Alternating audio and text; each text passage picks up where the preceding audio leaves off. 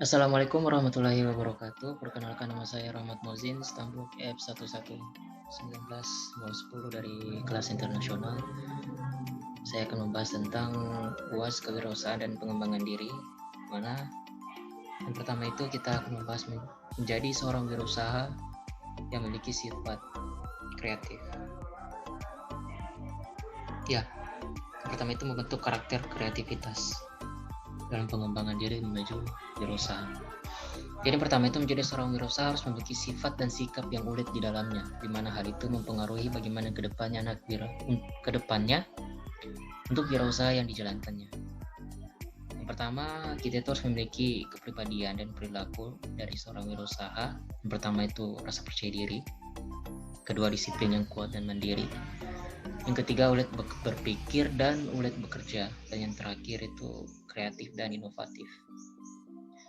Yang kedua, kita menjelaskan tentang bagaimana cara membangun keahlian dan pengetahuan. Jadi ada dua poin penting di mana kita harus kita bisa membangun keahlian dan pengetahuan itu. Yang pertama, kita harus selalu mencoba untuk bersikap apresiatif atau saling mengapresiasi antar sesama. Jadi kita sebagai seorang rekan kerja di wirausaha atau di lapangan nantinya, sebagai terutama di bidang teknik sipilan, kita harus memiliki rasa apresiasi yang tinggi antar sesama, karena ketika kita bisa saling mengapresiasi antar sesama rekan kerja itu, kita juga akan mendapatkan feedbacknya atau timbal baliknya, di mana kita semakin dihargai oleh orang lain. Yang kedua, kita diminta untuk lebih aktif mendengarkan daripada berbicara. Karena ketika kita mendengarkan, itu sama artinya dengan kita belajar dari orang lain. Sama seperti ketika dosen menjelaskan, dia mendengarkan itu, kita akan mendapatkan ilmu baru dari orang yang lebih mempunyai pengalaman lebih banyak daripada kita. Yang ketiga, kita membahas tentang ciri-ciri dari orang yang berpikir kreatif, dimana yang pertama itu ada ciri kelancaran, ciri fleksibilitas, ciri keaslian. Ciri kelancaran ini menghasilkan banyak ide atau konsep yang relevan dengan masalah yang dipecahkan dalam waktu yang singkat. Ya, jadi ini memang harus ada dalam diri seorang engineering atau kita di bidang teknik sipilannya.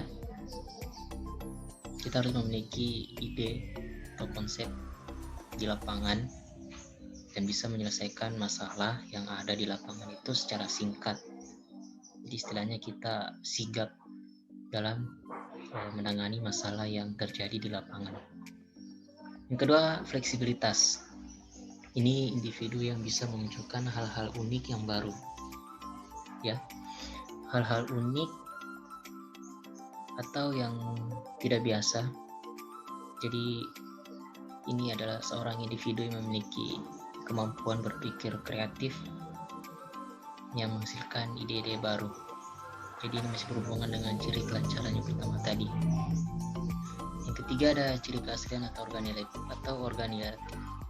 Ini adalah ciri keaslian, itu juga masih berhubungan dengan kedua ciri yang dijelaskan di atas tadi. Yang keempat,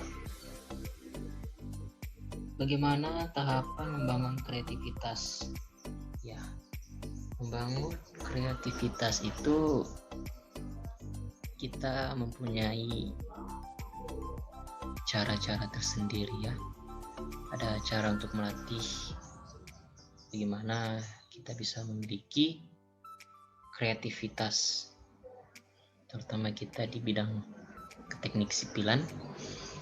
Jadi yang pertama itu kita harus mengamati sekeliling.